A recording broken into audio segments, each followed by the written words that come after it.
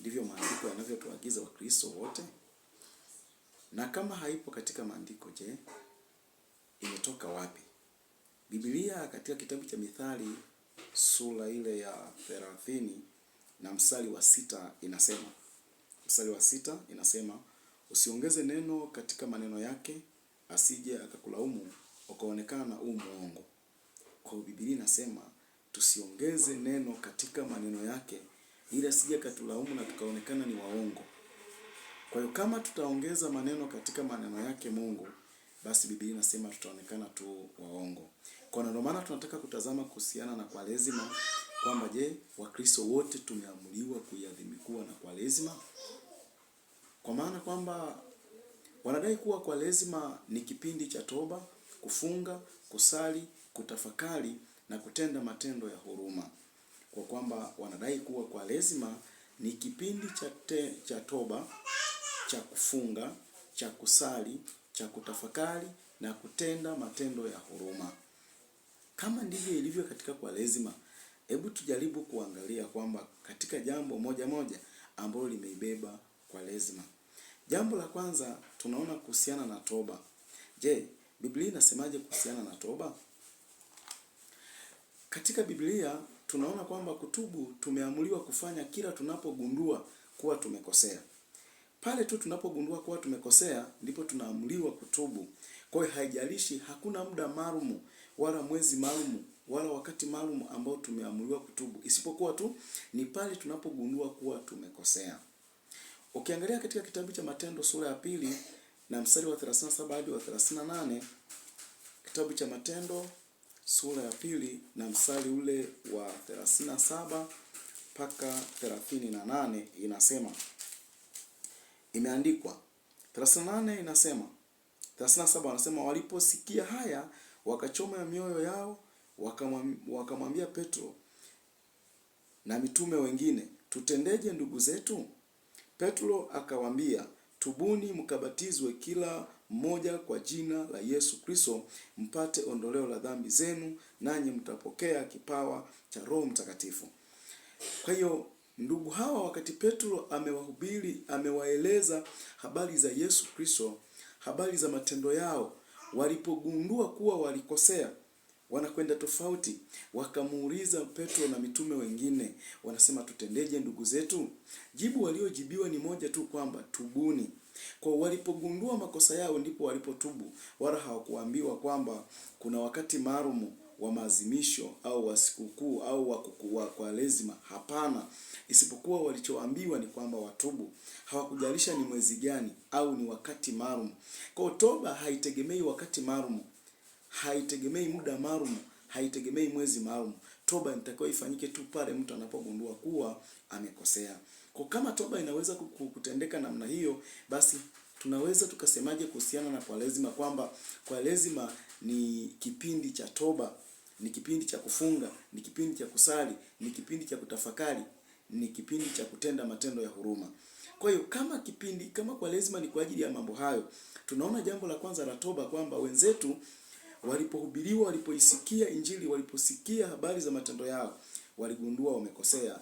Hawakusubiri Kwaresima, walitubu, walishuka, wakaomba toba. Kwa hiyo toba inatakiwa kufanyika wakati wowote ambao unagundua mtu umekosea, sio kwa muda maalum, sio kwa mwezi maalum, sio kwa siku maalum, sio kwa tarehe maalum, isipokuwa tu pale unapogundua kuwa umekosea, unatakiwa kuomba toba kwa mujibu wa Biblia.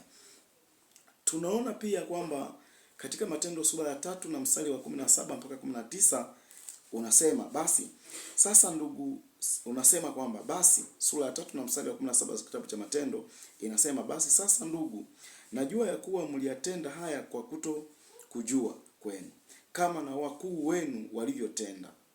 Lakini mambo yale aliyohubiri Mungu tangu zamani kwa kinywa cha manabii wake wote, kwamba Kristo wake atateswa, ameyatimiza hivyo. 19 Tubuni basi mrejee, ili dhambi zenu zifutwe, zipate kuja nyakati za kuburudishwa kwa kuwako kwake Bwana. Kwa hiyo anasema kwa kuwa kwamba, anasema basi sasa ndugu, najua ya kuwa mliyatenda haya kwa kuto kujua. Kwa kuwa mlitenda mambo haya kwa kutokujua, basi lakini mambo haya yaliandikwa toka zamani katika vitabu. Lakini kwa kuwa sasa mmesikia na mmeelewa, tubuni. Kwa hiyo toba ilifanyika wakati walipogundua kuwa kumbe walifanya haya kwa kutokujua, wamekosea kwa kutenda lile. Ndipo toba ilifanyika, haikusubiri mwezi, haikusubiri wakati, muda wala dakika, isipokuwa wakati ule ule walipogundua wamekosea, waliambiwa watubu. Kwa tunaona pia katika kitabu cha Matendo ya Mitume sura ya 3 mstari 17 hadi 19 inazungumza kwamba walitenda mambo yale bila kujua. Kwa kuwa sasa wamejua, mstari wa 19, tubuni. Kwa hiyo hatutubu kwa sababu ni kwa lazima au ni mwezi maalum. Hapana, toba inahitaji kutendeka pale tu unapogundua umekosea. Kwa jambo la toba katika swala hili linalobeba kwamba kwa lazima imechukua swala la toba, basi tunaliondoa toba kwa sababu linatakiwa lifanyike wakati wowote, sio wakati tu wa mwezi maalum wa toba wa Kwaresima, isipokuwa tu wakati wote unapogundua umekosea. Kwa mujibu wa Biblia, toba inafanyika wakati wowote. Kwa kama inafanyika wakati wowote, na ndio maana neno Kwaresima katika maandiko matakatifu halipo, au Kwaresima haijawaagiza, hakuna mahali inapotuagiza, isipokuwa tu maneno yaliyoingizwa katika Kwaresima ya kwamba ndiyo maana halisi ya Kwaresima, kwamba ni wakati wa toba, ni wakati wa kufunga, ni wakati wa kusali na kutafakari na kutenda matendo ya huruma. Basi hilo la toba linaondolewa kwanza, kuona kwamba linatakiwa kufanyika wakati wowote. Kwa hiyo kama likiondolewa la toba, maana yake tayari Kwaresima imepungua jambo. Tunakuja jambo la pili ambalo linaitwa kufunga. Kwa je, kufunga kulikuwa ni kwa mwezi maalum? Mtu Mkristo anatakiwa afunge kwa mwezi maalum? Je, Mkristo ni wakati gani anatakiwa afanye apate kufunga? Manake kama kufunga hakutegemei mwezi, kufunga hakutegemei wiki, hakutegemei wakati. Manake kufunga kunategemea shida ulio nayo, kunategemea matatizo yaliyo katika kanisa, yaliyo kwa mtu binafsi. Basi kwamba jambo hili hata nikilifanya siliwezi peke yangu, nahitaji maombi ya kawaida hayatoshi kulitatua jambo hili, nahitaji mfungo, linahitaji kufunga. Kwa hiyo mtu atafunga kulingana na tatizo alilokuwa nalo kwa wakati huu. Kwa hiyo wakati jambo linapotokea linalomshinda mtu, linamwamrisha kwenda kufunga. Kwa hiyo halitegemei siku, haitegemei mwezi maalum, linategemea jambo ulilokutana nalo, linahitaji kufunga ili kutatuliwa. Hebu tuone katika kitabu cha Mathayo sura ile ya Mathayo mtakatifu na sura ile ya 17. Mathayo mtakatifu, katika kitabu cha Mathayo mtakatifu sura ya 17 na mstari ule wa 21. Mathayo sura ya 17 na mstari wa 21 unasema, 21 imeandikwa, lakini namna hii haitoki ila kwa kusali na kufunga. Kwa hiyo wanafunzi wakati wameona Yesu amemponya yule kijana kwa urahisi kiasi kile, wakasema, Bwana, mbona sisi tulijaribu kufanya hivi haikuwezekana? Akawaambia, hapana, mambo mengine hayawezekani isipokuwa tu ni kwa kufunga na kuomba, ni kwa kusali na kufunga.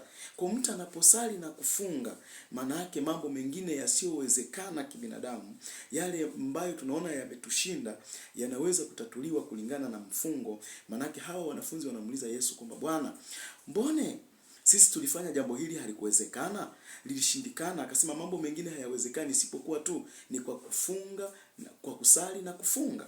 Kwa kufunga kunakuja ili kutatua mambo mengine ambayo tunaona kwamba hatuwezi kabisa kuyatatua. Hivyo basi ndio maana kwamba mtu anaweza kufunga kwa sababu maalum, sio tu kwa sababu kwamba ni mwezi maalum. Hapana, kufunga kuhitaji mwezi maalum, kunategemea lile jambo ulilokutana nalo kwamba wewe peke yako huliwezi. Unahitaji Mungu kwa njia ya kufunga. Unyamaze kula, ushindwe kufanya kula chakula, unyamadhishe kula kwa mfungo wa hitaji ulilo nalo. Kwa kufunga kunategemeana na hitaji lile ulilo nalo wewe, ndiko kunakosababisha mfungo, kunasababisha mtu aweze kufunga. Kwa hiyo hakutegemei wala hata kidogo hakutegemei kwamba mwezi maalum, hakutegemei kwa lazima. Hapana, kufunga kunategemea lile tatizo ulilokutana nalo na uzito wa lile tatizo. Kwa hiyo mtu anaweza kufunga kulingana na shida aliyokuwa nayo. Mahali hapa tunaweza tukaona pia, tunaona Yesu anasema mambo mengine hayawezekani isipokuwa kwa kusema funga. Kwa kulingana ile jambo lililokuona haliwezekani linakulazimisha kufunga. Lakini tunaona katika kitabu cha tukiangalia katika kitabu cha Ezra, ukisoma katika kitabu kile cha Ezra na sura ile ya 8 mstari wa 21, Ezra sura ya 8 na mstari wa 21 inasema, imeandikwa ya kwamba, sura ya 8 na mstari wa 21 inasema, ndipo nikaamuru kufunga hapo penye mto Havali, ili tupate kujinyenyekeza mbele za Mungu na kutafuta kwake njia iliyonyoka kwa ajili yetu sisi wenyewe na kwa ajili ya watoto wetu na kwa ajili ya mali yetu yote.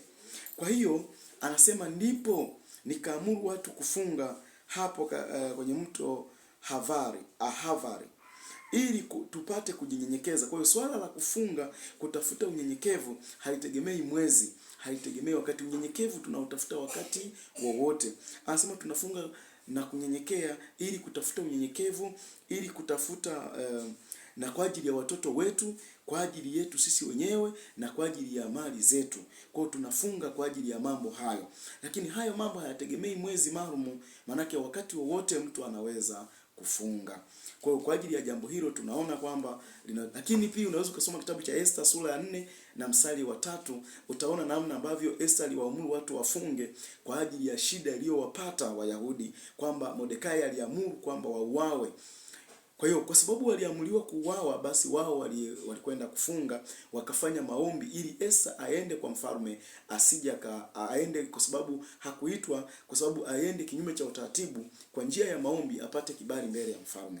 Kwa hiyo sasa walifunga kwa sababu kulikuwa na shida ya kuangamizwa kwao.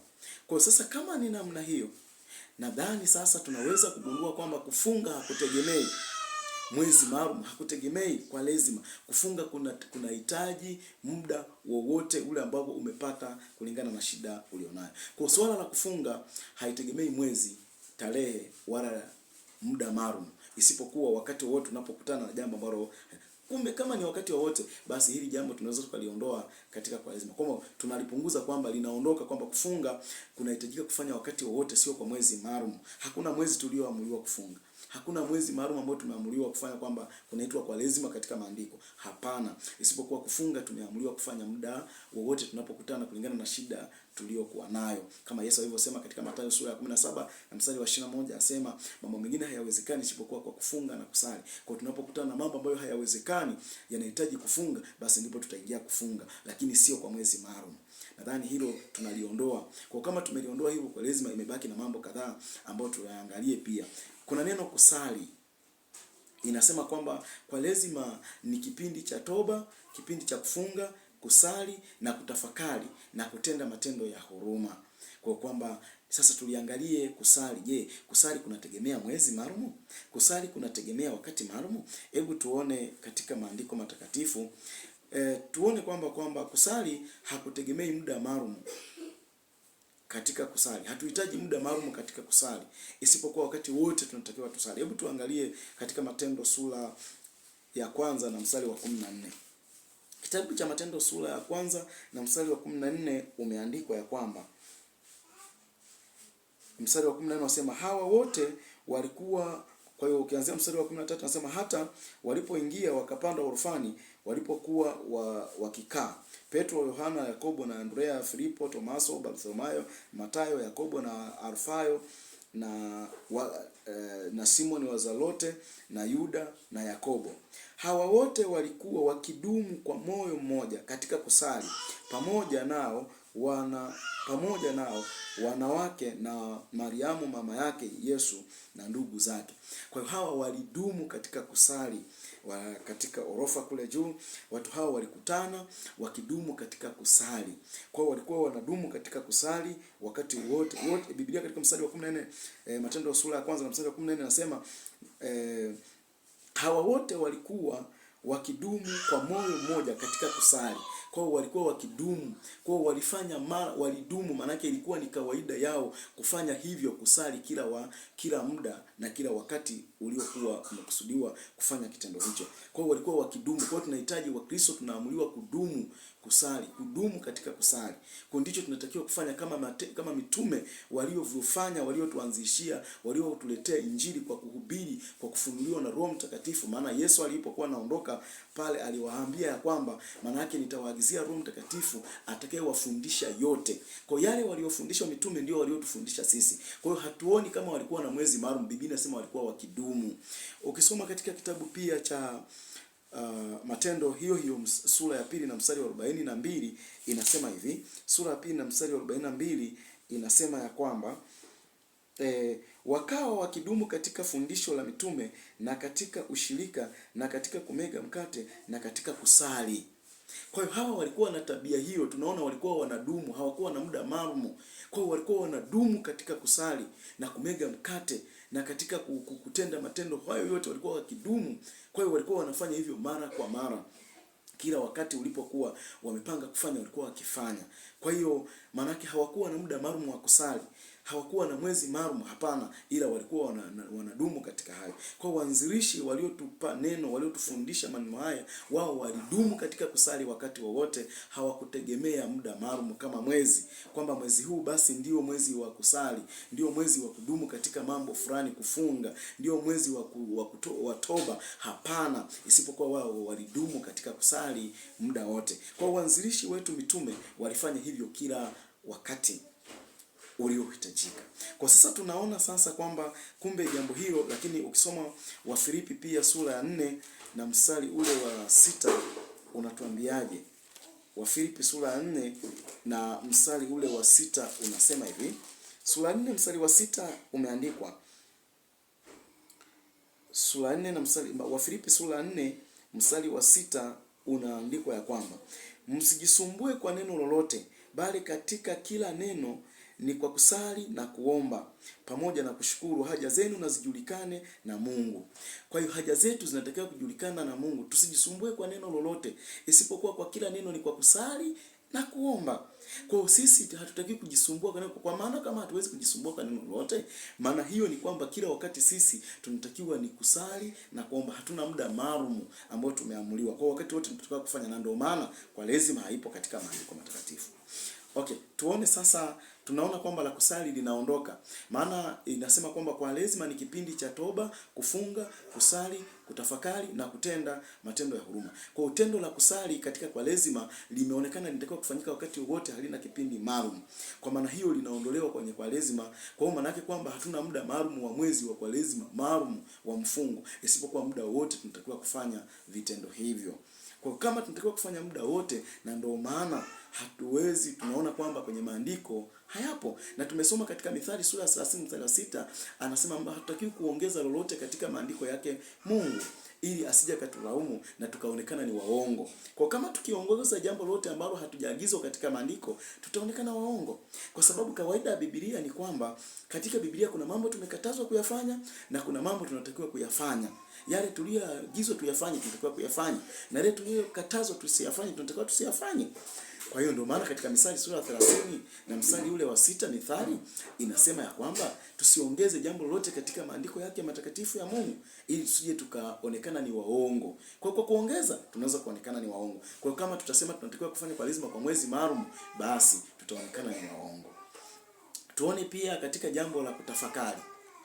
Katika jambo la kutafakari, hebu tuliangalie kwamba Biblia inasemaje juu ya kutafakari. Je, wamesema kwamba ni kipindi cha kutafakari. Je, kutafakari kunategemea mwezi maalum? Tunatakiwa tutafakari tu kwa muda maalum, kwa siku maalum, lakini Biblia inataka tunatakiwa kutafakari siku zote za maisha yetu. Tuangalie Zaburi ya 27 na mstari wa 4. Zaburi ya 27 na mstari wa 4 unaandikwa ya kwamba, unasema hivi: neno moja nimelitaka kwa Bwana, nalo ndilo nitakalolitafuta, nikae nyumbani mwa Bwana siku zote za maisha yangu, niutazame uzuri wa Bwana na kutafakari hekaluni mwake. Kwa hiyo anasema neno moja nitakalotaka kwa Bwana ni kukaa nyumbani mwake siku zote na kulitafakari hekaluni mwake. Na kutafakari hekaluni mwake. Kwa hiyo siku zote anasema neno moja nitakalotaka kwa Bwana, nalo ndilo nitakalo litafuta, nikae nyumbani mwake siku zote za maisha yangu na kutafakari hekaluni mwake. Kwa hiyo neno moja ninalotaka siku zote akae nyumbani mwa Bwana na kulitafakari. Kwa hiyo neno la Bwana, maana wakati mwingi alitafakari hekalu la Bwana na neno la Bwana. Atafakari yale mapenzi ya Mungu wakati wote, sio kwa muda maalum na mwezi maalum. Kwa hiyo tumeamua hayo mambo kuyafanya kwa wakati wote, sio wakati maalum. Kwa sababu hiyo tunatakiwa tufanye kile wakati, sio kutegemea mwezi maalum wa kutenda jambo hilo kwa mujibu wa Biblia. Ni vema tukaitafakari, tusije tukaongeza katika neno la Bwana tukaonekana waongo. Ni vema tuwe wawazi kwamba Biblia inatuamuru wakati wowote tunatakiwa kutafakari maneno ya Mungu. Mwandishi wa Zaburi katika Zaburi ya 27 na mstari ule wa 4 inasema neno moja nimelitaka kwa Bwana, nalo ndilo nitakalo litafuta, nikae nyumbani mwa Bwana siku zote za maisha yangu na kutafakari hekaluni mwake. Kwa hiyo sisi tunatakiwa kutafakari siku zote nyumbani mwa Bwana. Kwa hiyo sio tu wakati wa mwezi maalum, hapana, nyakati zote tunatakiwa kufanya hayo. Kwa hiyo ninaona kwamba jambo la kutafakari limeondolewa sasa, kwamba ni la wakati wote, sio muda maalum. Kwa hiyo hatuna muda maalum ambao unaitwa Kwaresima au mwezi maalum unaoitwa ni mwezi wa Kwaresima. Hilo jambo hatuna katika maandiko matakatifu, isipokuwa tunatakiwa kufanya kila wakati haya mambo. Tunaona basi kutokana na jambo la kutafakari tumeliona linaondoka katika Kwaresima. Maana kama Kwaresima ndio hayo mambo, basi nitakuwa tufanye kila wakati, basi Kwaresima ingekuwa inafanyika kila wakati, sio muda maalum. Tuangalie basi katika jambo la mwisho ambalo limesema sana kutenda matendo ya huruma. Kwamba Kwaresima ni kipindi cha kutenda matendo ya huruma. Je, tumeamuliwa kipindi maalum na mwezi maalum wa kutenda matendo ya huruma? Kutenda matendo ya huruma, hatujaamuliwa kuwa na mwezi maalum wa kusaidia wahitaji, bali kila wakati tunapokuwa tunakutana na wahitaji au tunawaona wahitaji, kila wakati tunahitaji kuwasaidia kwa mujibu wa Biblia. Hebu tuone katika kitabu cha Ayubu. Kitabu cha Ayubu tunaweza tukasoma hata kitabu cha Ayubu sura ya 31. Kitabu cha Ayubu sura ile ya 31.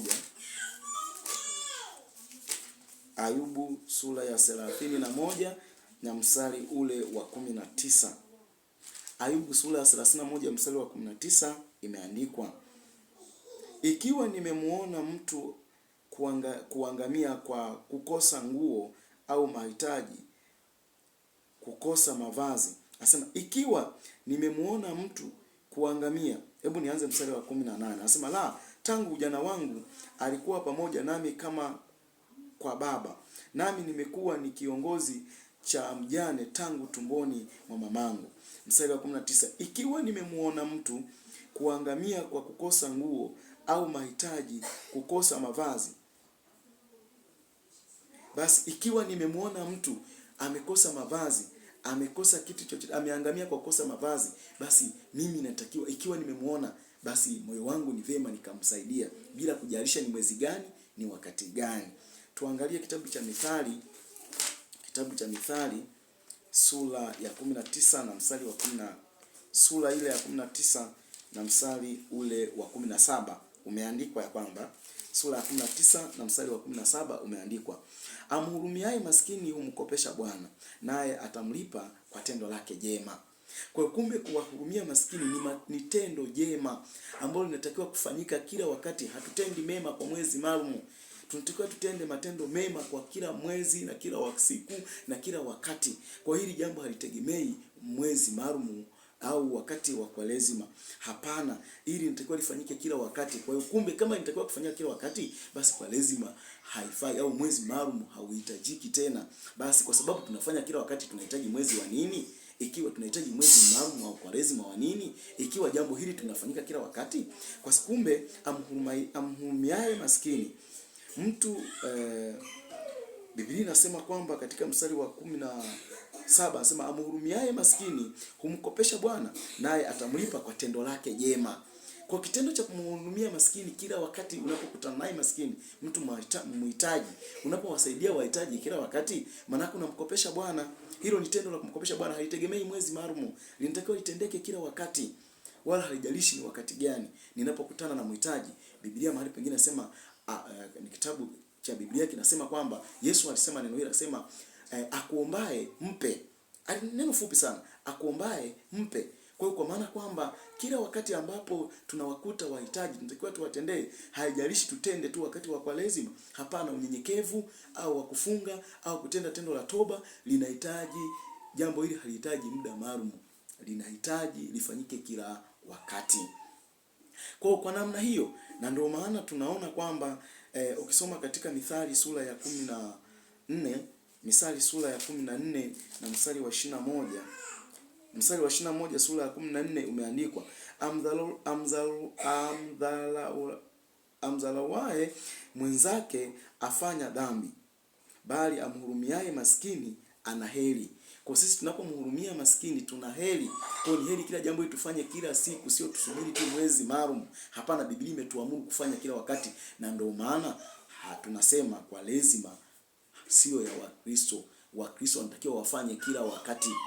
Mtu yote anaitwa Mkristo, hatuoni Wakristo wa Agano Jipya hawa au agano ambao walifanya Kwaresima, isipokuwa walifanya haya mambo kila wakati. Hawakuwa na muda maalum.